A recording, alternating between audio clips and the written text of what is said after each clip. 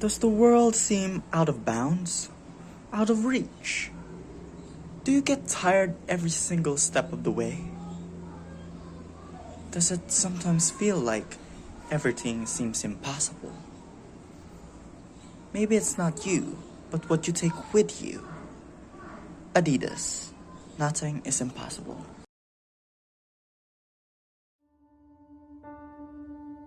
There is not much else to see. It is the First Lady's pride and joy, a housing project designed for gentle middle-class living. A few residents drive luxury cars. People walk purebred dogs in the morning.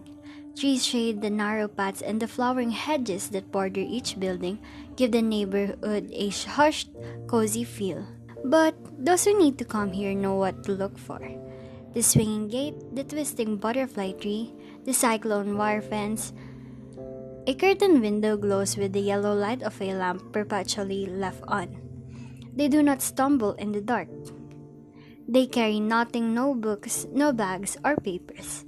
What they do bring is locked inside their heads, the safest of places. They arrive one at a time, or in couples, over a span of several hours. They are careful not to attract attention.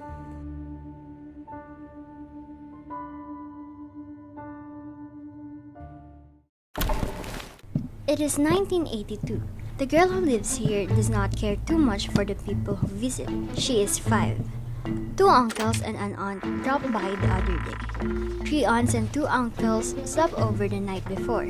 It is impossible to remember all of them. There are too many names, too many faces, and they all look the same. She wakes up one night, she hears the visitors arguing. She can easily pick out one particular uncle's voice. He is one of her newer relatives, having arrived only that morning. All grown-ups are tall, but this new uncle is a giant who towers over everyone else.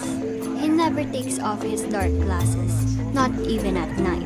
She presses her ear against the wall if she closes her eyes and listens carefully. She can make out the words, sundalo, kasama, talahib. The last word she hears clearly is katawan. The visitors are now quiet, but still, she cannot sleep. From the living room, there are sounds like small animals crying.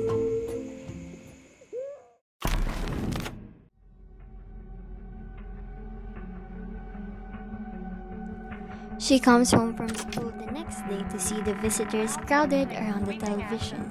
The grown-ups are all quiet. Something is different. Something is about to explode. So she stays away, peering up at them from under the dining table. On the TV screen is the president, his face glowing blue and wrinkly like an old monkey's. His voice wavers in the afternoon air, sharp and high like the sound of something breaking. The room erupts in a volley of curses. Banda ka! Papatayin din kita! Mamamatay ka din! Pinatay mo asawa ko! Putang ina ka! Mamatay ka na! The girl watches quietly from under the table. She is trying very hard not to blink.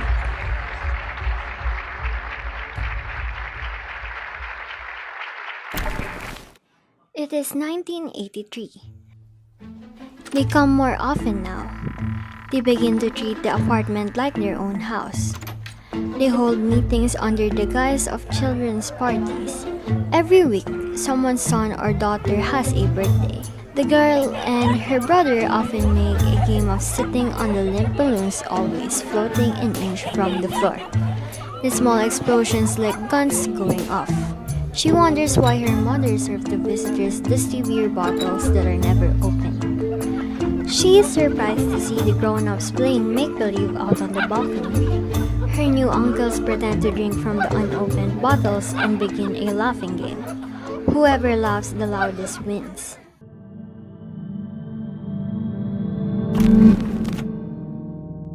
She thinks her mother plays the game badly because instead of joining in, her mother is always crying quietly in the kitchen. Sometimes, the girl sits beside her mother on the floor, listening to words she doesn't really understand.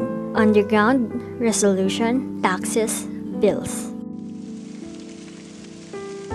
The mother leaves the house soon after.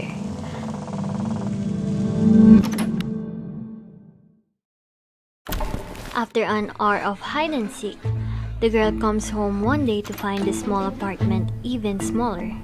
Dolls and crayons and storybooks fight for space with plans and papers piled on the tables. Once, she finds a drawing of a triangle and recognizes a word: class. She thinks of typhoons and floods and no classes. The visitors keep reading from a small red book, which they hide under their clothes when she approached. She tries to see why they like it so much. She sneaks a look over their shoulders and sees a picture of a fat Chinese man wearing a cap. She walks away disappointed. She sits in the balcony and reads another picture book from China.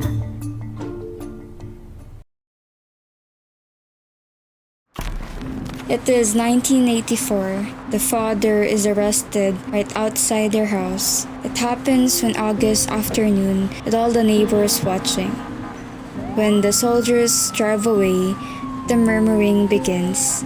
It grows louder and fills the sky. It is like this whenever disaster happens. When fire devours a house 2 streets away, people in the compound come out to stand on their balconies. This is the year she and her brother come to live with their grandparents, having no parents to care for them at home. They visit her father at his new house in Camp Crame. It is a long walk from the gate, past wide green lawns. In the hot surrey, everything looks green. She enters amazed the size of the playground at school, but with tall barriers making her turn left, right. Barbed wire forms a dense jungle around the detention center. On weekends, the girl sleeps in her father's cell. A noisy electric fan stirs the muggy air. There, she often gets nightmares about losing her home. Years later, when times are different, she will think of those visitors and wonder about them. By then, she will know they aren't really relatives and had told her names not really their own. To a grown-up, an old friend's face can never really change. In a child's fluid memory, it can take any shape. She believes that people stay alive so long as another chooses to remember them. But she cannot help those visitors even in that small way. She grows accustomed to the smiles of middle-aged strangers on the street who talk about how it was when she was this high. She learns not to mind the enforced closeness, sometimes even smiles back, but she does not really know them. Though she understands the fire behind their words, she remains a stranger to their world.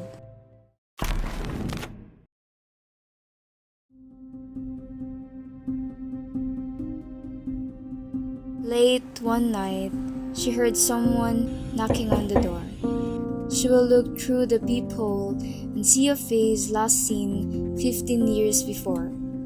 It is older, ravaged, but somehow the same. She will be surprised to even remember the name that goes with it. By then, the girl would know about danger and will not know whom to trust. No house, not even this one, is safe enough.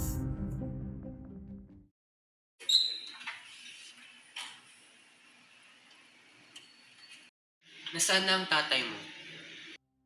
Di na po siya nakatira dito. Ay, pasensya na.